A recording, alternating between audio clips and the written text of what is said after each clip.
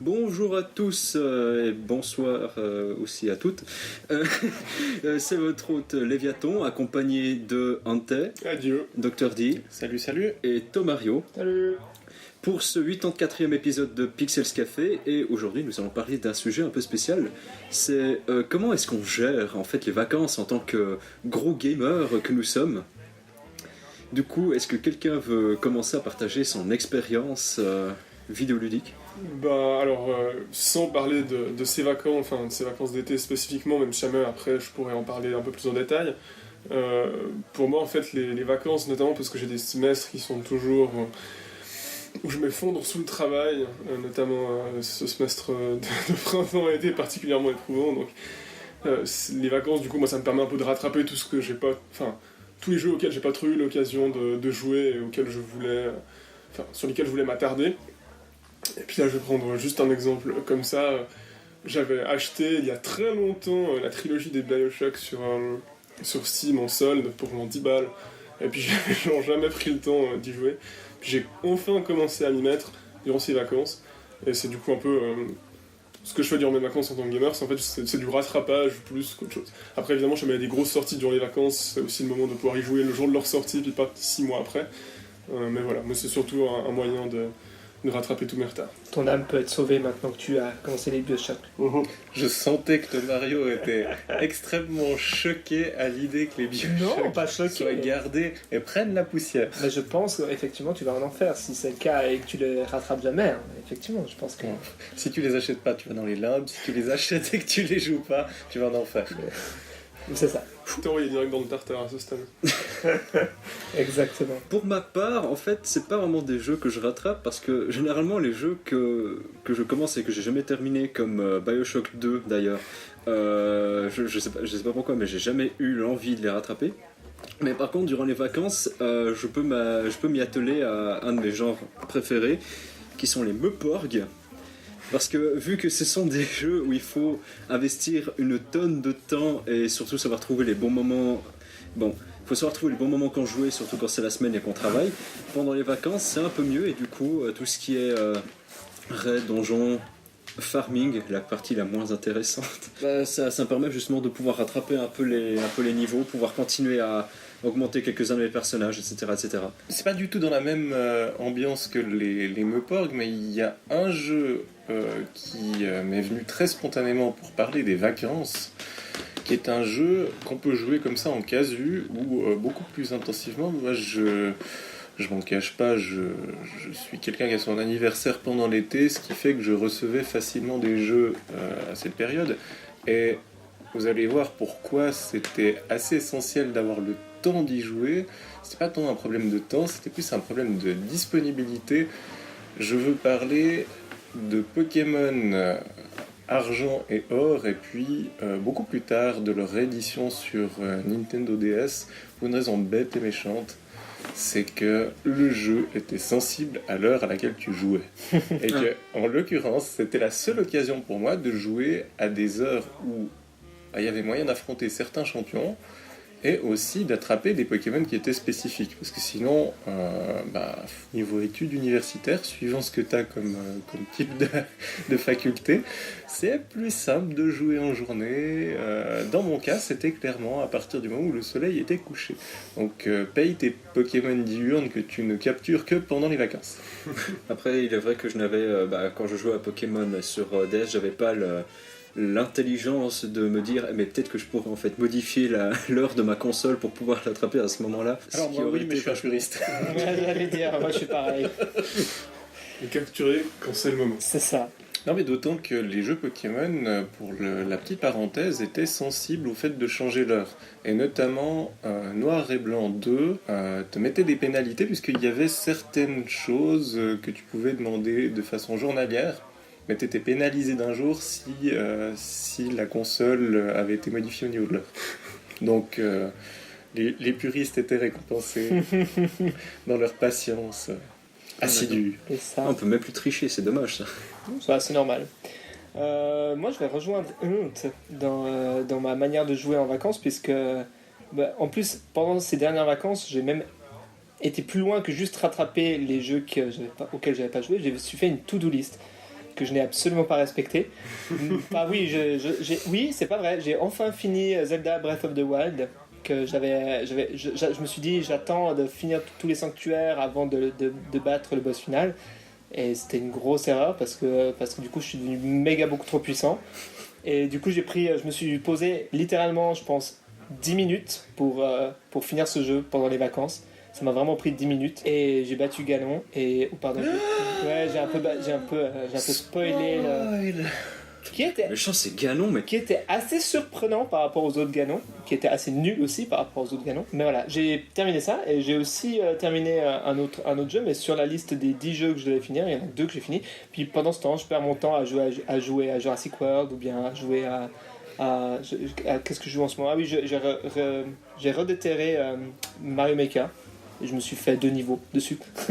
Donc voilà. Enfin, bref, du coup, j'ai une to-do list, mais je la suis pas du tout, ce qui est très chiant. Donc, Ouais, moi je suis pas trop du genre à faire des to-do list pour mes rattrapages, c'est plus, disons, vu que je suis un peu les actualités autour des jeux vidéo, tout ce qu'est la presse, etc., forcément, dès qu'il y a des gros jeux qui sortent, je me fais bombarder de tous les côtés, de « Oh, regardez ce nouveau jeu sorti par Sony, oh, regardez ce nouveau jeu sorti par ce petit développeur indé qui a l'air genre vachement bien, etc. etc. » Et du coup, je suis tout à fait au courant de ce à quoi j'ai envie de jouer. Au mieux, ce que je fais, jamais je veux vraiment me souvenir que... Enfin, jamais je veux pas prendre le risque d'oublier qu'un jeu est sorti, je l'ajoute à ma wishlist sur Steam. Mais moi aussi, ces vacances ont été particulières quand même, pour parler de ces vacances de 2018, puisque j'ai enfin acquis une PS4, ce qui m'a permis de rattraper en fait beaucoup des classiques et des exclusivités de la console qui me donnaient vachement envie et qui évidemment étaient inaccessibles jusqu'alors. Et je me suis fait actuellement A Way Out, qui était plutôt cool. Horizon Zero Dawn, qu'on avait pu tester en avant-première avec Mario il y a genre 1 année et demie. Qui est très bien, mais qui a eu le malheur pour moi personnellement de sortir en même temps que Breath of the Wild, et du coup il a été complètement mis de côté, malheureusement. Ouais, mais franchement, niveau narration, je trouve qu'il vaut vachement. Ah oui, alors moi je suis à 100% d'accord, c'est ce que j'entends partout et je suis d'accord avec ça. Pour moi, le jeu est en tout cas presque aussi bon que le Zelda, mais simplement Zelda ça a une importance à part dans mon cœur, entre guillemets. Donc du coup j'ai préféré mettre de côté le Horizon plutôt que le Zelda, mais puis après avoir passé 150 heures sur Zelda, j'avais un petit peu du mal à partir directement dans un grand univers qui demande, je sais pas, t'en as combien d'heures de jeu dans Horizon? Une cinquantaine. Ouais, déjà, donc ça prend. Puis je pense que tu es loin de l'avoir fini. Ouais. Je sais pas encore, j'en suis dans l'aventure, que je suis en train d'avancer, et puis en plus t'as toujours un milliard de quêtes secondaires qui arrivent, et tu te dis, bon, je fais vite les quêtes secondaires quand même, etc. Mais du coup, A Way Out, Horizon, j'ai fait le remake de Ratchet & Clank, qui est sorti, je crois, il y a 2 ans à peu près, qui est vraiment bon, franchement, je vous le recommande. Et puis, sinon, j'ai fait Uncharted 4, qui est aussi incroyable. J'ai pas encore fait Lost Legacy parce que j'ai pas encore eu l'occasion de l'acheter, mais ça, c'est clairement un truc que j'ai envie de faire. Ça vaut la peine, ouais. Et puis j'ai encore fait Until Dawn, qui est aussi très cool. En termes de jeu narratif d'horreur, franchement, ça vaut la peine. Et puis, bon, ça c'était du coup pour le rattrapage PS4, et puis sinon, là, je rattrape pas mal de jeux indés en fait, qui sont sortis durant le cours du semestre, voire même de l'année, et auxquels j'avais pas encore eu l'occasion de jouer.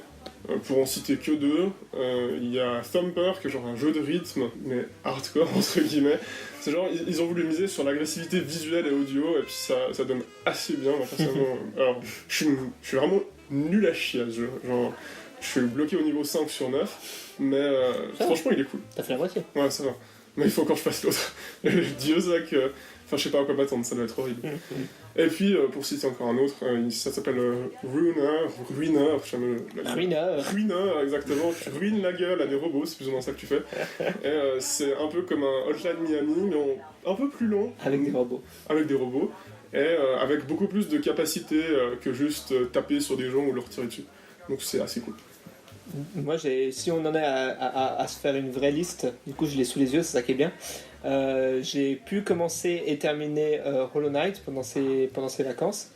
Très très très très très bon jeu. En plus quand on sait après qu'il a été fait par genre 2 gars, t'es un peu là.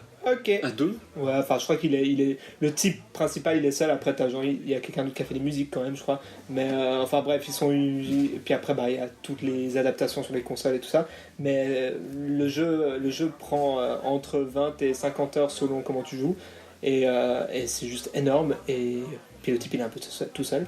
Bref, c'est un jeu indépendant si vous n'avez pas compris. Et ouais, je me suis juré de terminer Octopath Traveler, Resident Evil 7, Final Fantasy 6. Oui, c'est vieux ça, mais j'ai jamais terminé Final Fantasy 6 et puis c'était un peu ma résolution du nouvel an 2017. Et puis God of War que j'ai pas terminé non plus. Et puis le Captain Toad que j'avais pas terminé sur Wii U, que j'aurais bien terminé sur Switch du coup. Et puis Pokémon Noir 2 que j'ai recommencé parce que voilà, j'étais en manque de Pokémon. et du coup j'ai envie de finir. Voilà, ça c'était ma liste. Et pour l'instant j'ai fini que Hollow Knight et puis Breath of the Wild que j'ai pas cité lui. Tu bugs sur le tournoi, le Pokémon World Tournament? Non, même pas. Non, j'ai bien avancé, j'en ai 7 des badges sur 8. J'essaie de capturer quand même tous les Pokémon qui sont dans le jeu au fur et à mesure, donc ça me prend un certain temps. Puis bon, bah voilà. Puis entre deux, il y a le WarioWare Gold qui est sorti, donc j'ai passé un certain nombre d'heures dessus. Comme j'ai dit, je passe mon temps aussi à construire mon parc de dinosaures dans Jurassic World Evolution sur PS4. Et puis Mario Maker, j'ai déjà dit. Alors pour ma petite liste personnelle de jeux, donc je suis aussi en train d'essayer de compléter Octopath Traveler, qui est, et du je coup, pense, t'en es où? j'en suis à peu près 43 heures de jeu et j'ai ouais. fini 4 ou bien 5 des 8 histoires. Waouh! Ouais, ok. Moi, je dois en être à 20 heures de jeu, et puis j'ai fini le chapitre 2 de 2 personnages, et le chapitre 1 de 4 personnages. D'accord, ouais, parce que j'évite vraiment de trop grinder, parce que je me suis vite rendu compte qu'il fallait à peu près 3 personnages principaux et le dernier au cas où. Et j'ai pu trouver une petite technique pour finir les boss rapidement, donc c'est bon. Si tu veux aller au boss final secret de la mort qui tue, quand tu as fini les 8 histoires, tu dois avoir tes 8 personnages qui sont au moins au niveau 75. Alors ça va être chaud. Ça va être chaud parce qu'il doit y avoir à peu près le 75% qui est stocké au niveau 30. Il paraît que c'est une vraie purge, tu dois enchaîner 8 boss de suite, puis ensuite tu arrives au boss final qui a 2 formes, et puis tu dois justement utiliser 2 T-teams de 4 personnages. Donc il paraît que c'est vraiment une purge. Bon bah je vais passer mes nuits à grinder alors. J'ai pu commencer Resident Evil HD Remaster. Et je me suis rendu compte que j'étais terriblement nul au Resident Evil par rapport au Silent Hill. Disons que j'ai commencé le jeu, j'ai réussi à faire une énigme, puis après je me suis dit bon, je vais où? Donc on parle du premier, le Rebirth, tout premier, ouais. Rebirth Remaster. Il n'a pas le nom officiel de Rebirth, mais c'est comme ça que ça s'appelle. HD Remaster Complete Edition, enfin je sais pas comment il l'appelle, enfin, voilà. Mais bon voilà. J'avais pu jouer à Slap City, qui est un petit jeu indépendant sur PC. C'est le Smash Bros pour attendre le Smash Bros, en gros. Oh, ouais, Smash. Qu'est-ce qu'il y avait d'autre? J'ai pu commencer à faire Monster Hunter World sur PC. Oui, effectivement, voilà. c'est ce que j'allais dire. Je t'aurais hésité, mais je me suis dit non, mais Monster Hunter World. Monster Hunter World, voilà, j'ai quand même mis dans le coin de ma tête, mais j'hésitais à le mettre genre en 4ème position. Enfin, il y avait encore un truc avant, mais maintenant j'ai oublié. Et je crois que c'est tout. Mais t'en es où dans Resident Evil, du coup, ça m'intrigue. Parce que t'es à quel point de nul? Alors là, je suis en train de retrouver la salle où il fallait mettre une clé pour remplacer l'autre clé qui a le symbole d'armure dessus. Où t'as l'espèce de statue avec un espèce de bouclier qui tombe. Ça fait à peu près 3 heures que j'essaie de retrouver la salle en fait. Alors, je ne la retrouve plus. Pour quelqu'un qui n'a pas du tout joué au jeu, non, moi je vois très bien. Drôle. Oui, alors je veux quand même commenter la situation dans le même sens que Ante, à savoir que t'as les 2 personnes qui ont joué et qui savent de quoi on parle. Ouais, non, c'était fou. J'ai fini le jeu une dizaine de fois et j'ai quand même dû faire fonctionner mon cerveau assez ardument pour comprendre de quoi il parlait. Donc, non, c'est pas du tout intuitif. Moi qui m'en suis fait plusieurs, mais qui n'ai pas fait le Rebirth, c'est une situation qui finalement se retrouve d'épisode en épisode, donc c'était assez cocasse comme description. En gros, c'est un endroit où tu as une armure qui a un bouclier qui tourne, et puis si tu prends la clé, elle est sur un socle, et puis si tu prends la clé, l'armure vient et t'encercle et te bute. Tu dois vite remettre la clé avant que l'armure te bute. Et après, enfin voilà, il faut la remplacer par une autre. Et c'est le seul endroit, enfin c'est le premier endroit où tu as l'occasion de rencontrer la résurrection des zombies. Oui, parce que non seulement ils meurent une fois, mais dans le Rebirth, il y a un truc spécial où quand tu les as tués, ils disparaissent pas, et puis au bout d'un certain nombre d'heures de jeu, ils se relèvent 10 fois plus puissants et plus rapides que jamais. Ouais, c'est pour ça que j'ai pris le soin d'en brûler quelques-uns. Oui, toujours brûler les zombies dans Resident Evil 1. L'essence, c'est l'arme la plus efficace. Mais tu peux pas tous les faire. C'est dommage. Voilà. C'était la minute Resident Evil. Bah, Qui est un jeu incroyable. J'ai fini 10 fois. pour rester dans la logique de liste, ma foi, Dr. D en était un petit peu chargé puisque il soutient sa thèse. Mais pour rester du côté de chez Capcom, je me suis réconcilié avec ce grand éditeur qui demande toujours beaucoup d'argent pour des jeux qu'il a déjà vendu, revendu et encore revendu.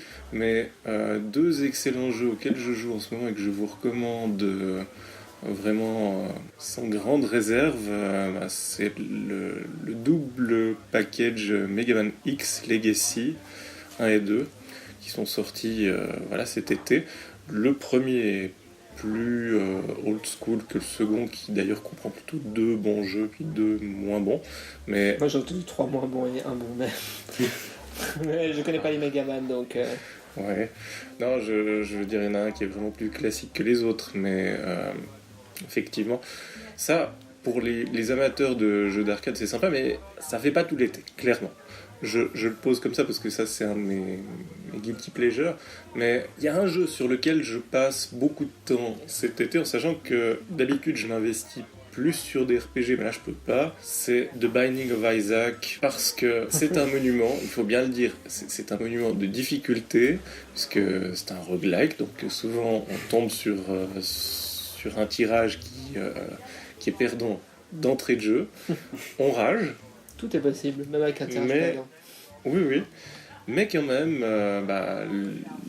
la multiplicité des choses à découvrir et l'ampleur de la difficulté font que c'est un défi vraiment très intéressant. Et même avec un fonctionnement de vacances d'été, quand bien même on bosse à plein temps, c'est très sympa de se faire 2 à 3 runs par jour, en sachant que ça fait moins d'1 heure, sauf que on part vraiment dans un truc au long cours avec boss rush et tutti quanti. Ouais, j'allais dire, c'est un peu l'avantage, surtout quand on a bossé avec Isaac, c'est que on peut genre lancer une partie ou 2, et puis ensuite c'est bon. Bon, toi t'as l'habitude de jouer en session de 5 heures, d'accord. C'est ça qui me fait rire, c'est que moi chaque fois que je commence une partie, c'est plus 45 minutes minimum. Mais effectivement, oui. Ah oui, mais bon, enfin... Tiens, ils sont nuls, hein. Oui, mais il faut admettre une chose, c'est que c'est un jeu où tu meurs rapidement, ou alors beaucoup plus tard, et tu meurs pas sur la phase intermédiaire. Donc quand tu dois recommencer une partie, soit ça arrive vraiment très tôt, et tu recommences, soit ça arrive tard, et tu rages. Et en ce moment, c'est un peu ça, quoi. Je suis là-dessus, même si je regrette... Dans les deux cas, moi je suis très très salé, donc voilà.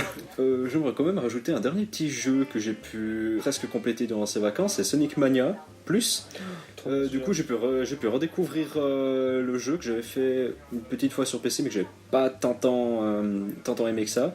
Mais du coup, la version Plus m'a beaucoup plu, avec les personnages et les petits tweaks. Ouais. T'as beaucoup plus la version Plus. Ouais, j'ai beaucoup plus. C'est plus me vient. Et donc voilà. C'était je crois, le dernier petit jeu que je voulais ajouter. Et je pense que c'est sur ce dernier petit jeu de mots qu'on va conclure. On va conclure, oui. Et quelle bonne façon de conclure. Je vois Dr. D en PLS, comme diraient certains. Clairement. Du coup, alors je vous remercie de nous avoir écoutés. Sachez que nos podcasts sont disponibles sur YouTube et pas SoundCloud, que vous pouvez nous suivre sur nos réseaux sociaux, Twitter, Facebook, Instagram, et je crois que c'est tout. Ouais, c'est déjà pas mal. C'est déjà pas mal, ouais. Aussi, il y a un site internet. Voilà, et notre site internet officiel. www.pixels-association.ch ou dans la description. Exactement, et du coup c'était Léviathan, Ante, Dr. D et Tomario qui vous dit au revoir et à la prochaine. Adieu, salut. Bye bye. Au revoir.